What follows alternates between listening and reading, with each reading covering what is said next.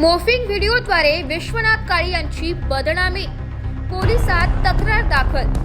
आंबेडकरी समाजाचे ज्येष्ठ नेते विश्वनाथ महादूप काळे यांनी त्यांच्या बदनामीचा हेतुपुरस्पर एडिट केलेला आणि खोटा व्हिडिओ व्हायरल केल्याची तक्रार देवळाली कॅम्प पोलीस ठाण्यात दाखल केली आहे। विश्वनाथ काळे यांच्या म्हणण्यानुसार या व्हिडिओमध्ये त्यांच्या वैयक्तिक जीवनासह त्यांच्या घरगुती व्यवसायाविषयी चुकीची माहिती पसरवण्यात आली आहे। तसेच केंद्रीय सामाजिक न्याय मंत्री रामदास आठवले, ॲडव्होकेट प्रकाश आंबेडकर आणि प्राध्यापक जोगेंद्र कवाडे यांची देखील बदनामी करण्याचा प्रयत्न या मोफिंग केलेल्या व्हिडिओद्वारे करण्यात आला आहे। या प्रकरणात व्हिडिओमध्ये आवाज डबिंग करून तसेच एडिटिंगद्वारे चुकीची माहिती देण्यात आली असल्याचंही त्यांनी स्पष्ट केलंय। त्यामुळे हा व्हिडिओ पूर्णपणे दिशाभूल करणारा असून त्यामागे समाजात संभ्रम पसरवण्याचा हेतू असावा असे विश्वनाथ काळे यांनी नमूद केलंय।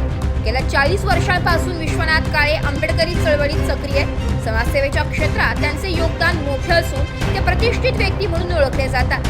समाजातील विविध प्रश्नांवर ते नेहमी अग्रेसर राहून कार्य करत असतात। या प्रकरणाची सखोल चौकशी करून संबंधित व्यक्तींवर भारतीय न्याय संहिता तसेच सायबर कायद्याअंतर्गत कठोर कारवाई करावी अशी मागणी विश्वनाथ काळे यांनी केली आहे। या प्रकरणी पोलीस तपास सुरू असून लवकरच दोषींवर कारवाई केली जाईल। आपल्या आवाजाची डबिंग करून काही व्हिडिओ व्हायरल करण्यात आल्या, या संदर्भात आपण देवळाली कॅम्प पोलीस स्टेशन येथे आता अर्ज केला आहे, काय सांगा? मी खरं म्हणजे 1973-74 पासून मी या फुले शाहू आंबेडकर चळवळीमध्ये कार्यरत असलेला कार्यकर्ता आणि मी तेव्हापासून तर आतापर्यंत सामाजिक क्षेत्रामध्ये राजकीय क्षेत्रामध्ये कार्यरत असलेला एक सामान्य कुटुंबातला मी कार्यकर्ता असल्यामुळे मी सातत्याने सामाजिक उपक्रम राबवत असतो आणि राबवत असताना सगळ्या समाजाचं गठन केलेलं आहे। देवळाली कॅम्प परिसरामध्ये सर्व समाज एकत्र आल्यामुळे इथे काही असदुष लोकांनी हा उपक्रम चालू केलेला आहे माझ्या विरोधात आणि त्यांनी ते डंबिंग करून माझी प्रतिमा मलिन करण्याचं काम त्यांनी चालू केलेलं असून या प्रतिमेच्या माध्यमातून मी माननीय पोलीस इन्स्पेक्टर साहेब देवळाली कॅम्प यांना मी माझा अर्ज दिलेला आहे का याची चौकशी करून योग्य तो न्याय द्यावा म्हणून। कुठेतरी आपल्याला बदनाम करणं हो षडयंत्र रचले का असं आपणास वाटतं? हो हो हो आणि जी डंबिंग केलेली आहे मग त्याच्यावर जर फोटो बघितला आपण तर माझा फोटो तो तरुणपणाचा फोटो आहे। तो तरुणपणाचा फोटो आज माझे ढवळे केस झालेले, माझं 70 वय आहे आणि त्यांनी विविध प्रकारचे त्यांनी ते डबिंग केलेली आहे। त्यामुळे देवळाली कॅम्पातील जनतामध्ये एक संतापाची लाट पसरलेली आहे। काही एक सिनियर सामाजिक कार्यकर्त्यांच्या बद्दल जर असं जर काही असंतुष्ट लोक करत असतील तर तरुण कार्यकर्त्याचं पुढे काय होणार? असा एक गेल्या 40 वर्षापासून आपण पक्षाची एकनिष्ठ कार्यकर्ता म्हणून मी आठवले साहेबाचा एकनिष्ठ कार्यकर्ता आहे आणि पुढेही राहणार आहे। मी फुले शाहू आंबेडकरांचा एक सच्चा कार्यकर्ता असल्यामुळे मी आयुष्यामध्ये तत्वाशी तडजोड केलेली नाही आणि मी भ्रष्टाचाराला साथ दिलेली नाही। काही लोक इथे भ्रष्टाचाराचं काम अनैतिक काम करतात, त्याच्या विरोधात या समाजामध्ये एक बदनाम होईल असं कार्य चालवलं आहे। देवळाली कॅम्पमध्ये काल विविध व्हॉट्सअप ग्रुपवरती आमचे आदरणीय विश्वनाथजी काळे तात्या यांच्याबद्दल जे काही व्हिडिओ व्हायरल झालेला आहे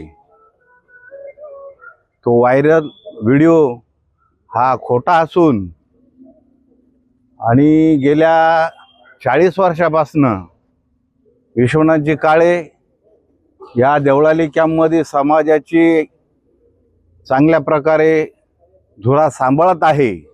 त्यांच्या माध्यमातून गेल्या अनेक वर्षापासून तरुण एकत्रित झालेले आहेत, सर्व समाज एकत्रित झालेला आहे, सर्व बहुजन समाज एकत्रित झालेला आहे आणि त्यामुळे काही लोकांनी हा खोडसाळपणा करून तात्याची या ठिकाणी बदनामी केलेली आहे।